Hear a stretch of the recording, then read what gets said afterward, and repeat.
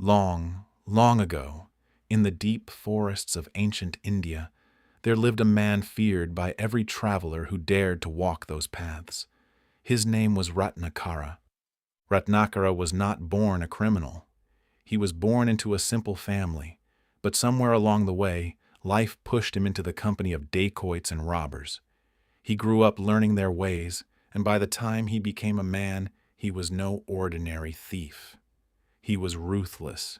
He would hide behind the trees, waiting for merchants, pilgrims, and travelers to pass by.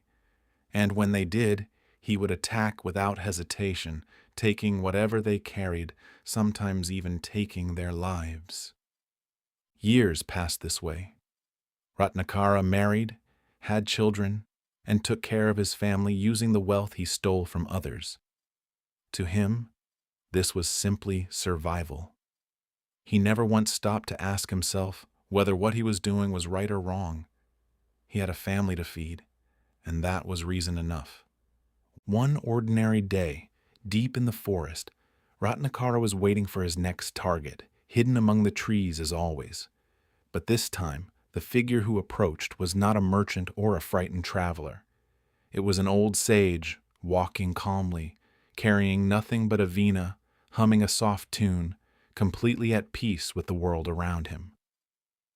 This sage was Narada.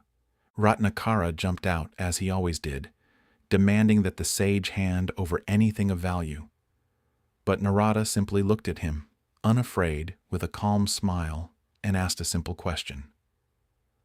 "Why do you do this?" Ratnakara answered without thinking. "To feed my family. Whatever I take, I bring home, and my wife and children live because of it." Narada nodded slowly and asked something that would change the course of this man's life forever. "Does your family share in the sin of what you do to earn this? If you go home right now and ask them, will they take equal responsibility for the pain you cause others?" Ratnakara had never considered this question before. He was so certain of his answer that he tied the sage to a tree and rushed home to ask his wife and children directly. He asked his wife first. "I commit these sins to feed you. Will you share the burden of this sin with me?" His wife looked at him without hesitation and said, "It is your duty as the head of this family to provide for us. How we are fed is not our concern. The sin belongs to you alone." Shaken, he turned to his children and asked them the same question. Their answer was no different. Not one member of his family was willing to accept even a small part of the burden he carried for their sake. Ratnakara stood there, frozen. Everything he believed about his life, his purpose, his identity, collapsed in that single moment. He had spent years harming others, believing he was doing it out of love and duty for his family, and yet, in the end, he alone would carry the weight of every sin he had committed. His family, who benefited from his crimes, wanted no part of the consequences. He walked back into the forest, back to where he had left Narada tied to the tree, completely broken inside. He fell at the sage's feet and asked what he should do now. How could he undo the sins of a lifetime? Narada, seeing the sincerity of his remorse, told him to chant the name of Rama as a form of penance. But Ratnakara's mind was so disturbed, so consumed by guilt, that he could not even pronounce the word properly. Seeing this, Narada, in his wisdom, told him instead to repeat the word Mara, meaning death, again and again. Ratnakara agreed and sat down right there, closing his eyes, repeating the word without pause. Days turned into months. Months turned into years. Ratnakara did not move from that spot. He sat in deep meditation, repeating the word continuously, so lost in his penance that he lost all awareness of his surroundings. Termites built a massive anthill around his motionless body, layer upon layer, until he was completely hidden beneath a mound of earth. Insects and small creatures made their homes around him. Still, he continued.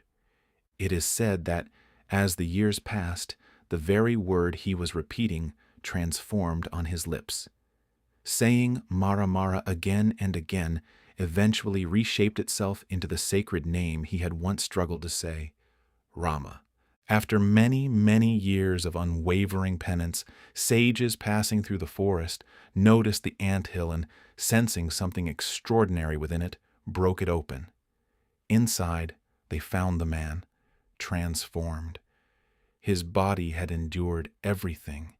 His mind had been purified completely, and the darkness that once defined him was gone. Because he emerged from a Valmika, the Sanskrit word for anthill, the sages gave him a new name. They called him Valmiki. This same Valmiki would go on to live a life of deep wisdom and devotion. One day, while walking near a river, he witnessed a hunter kill one of a pair of birds in the middle of their courtship. The sudden grief of the surviving bird's cries moved him so deeply that words of sorrow poured out of him in a rhythm and meter never heard before. Without realizing it, he had composed the first shloka, the very first verse of Sanskrit poetry. That gift of verse would later be used for the greatest purpose of his life. Guided by the divine sage Narada and blessed by the presence of Lord Brahma himself, Valmiki would go on to compose the Ramayana, the epic story of Lord Rama, becoming known forever after as the Adi Kavi, the first poet of the world. A thief who once lived only for himself and his family had become the sage whose words would be recited for thousands of years to come. From this point on, in this channel, we will walk through the Valmiki Ramayana itself, sarga by sarga, uncovering the story of Lord Rama exactly as the sage who lived it first chose to tell it. If you wish to journey through this epic with us, stay with this channel.